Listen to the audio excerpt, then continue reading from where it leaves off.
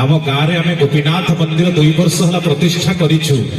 ये तो पितलर प्रतिमूर्ति की पाषाणर प्रतिमूर्ति आ बड़ देउल महाप्रभु रत्न सिंहासन तुम उपवेशन करिछ दारू मूर्ति। तुम प्रकृत में कौटी अछ?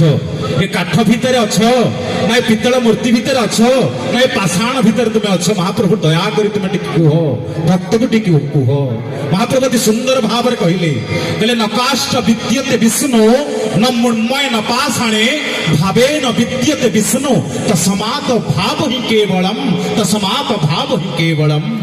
जेतेबेले भावरे भावरे मु काठरे रुहेनी, मु पाषाणरे रुहेनी, मु प्रतिमा भितरे रुहेनी।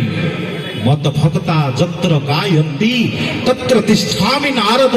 मोरी भक्त माने जेतेबेले भाव विहित होई मोरी पई दुई हाथ को टेकी दियंती आ भावरे भावरे जय जगन्नाथ स्वामी की जय जय कहि दियंती। मु आ रत्न सिंहासन रही पारेनी, ओल्हेई आसे ढोल बिरंची दासपुर को आ सेठी भक्त माने विहित होई कहि उठंती बोलिए जय जगन्नाथ भगवान की, बोलिए जय जगन्नाथ भगवान की। आसतु से महाप्रभुंकर दिव्य भाव को टिके आश्रय करवा, महाप्रभु भाव को आश्रय करने दिव्य कंठशिल्पी भावर भजन आपण मान सम्मुख में गोटे जोरदार भावर करताली आसो। कंठशिल्पी सुश्री आपण मानकर एप्सिता पंडा महोदय गोटे जोरदार करताली। रात्रि मात्रा बढ़िले तालीर मात्रा भी कमी जाउछि। काहींकी ताली मारिबा? महाप्रभु कार्य आम कहीं ताली मारिबा?